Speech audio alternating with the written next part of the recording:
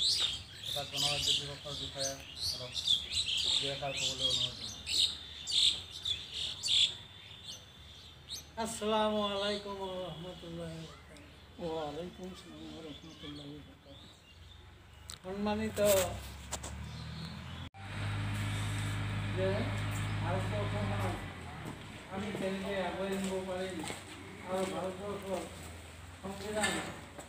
সংবিধানৰ সন্মান কেনেকৈ অটুট ৰাখিব পৰা যাব, তাৰ কাৰণে এইটো সোঁৱৰাই দিয়া হয়। প্ৰত্যেক বছৰে বছৰে ইয়াক সোঁৱৰাই দিয়া হয়। সেইটোৱে কথা হ'ল যে সংবিধানতনো কি আছে, সেই কথাটোতো আমি এজনৰ জৰিয়তে সংবিধানৰ আধাৰত আমি আমাৰ ভাৰতবৰ্ষখনক কেনেকৈ আগুৱাই নিব পৰা যাব, তাৰ কাৰণে কিছুমান আইন শৃংখলাৰ কথা, কিছুমান উন্নয়নৰ কথা শান্তিপূৰ্ণ হিচাপে আমাৰ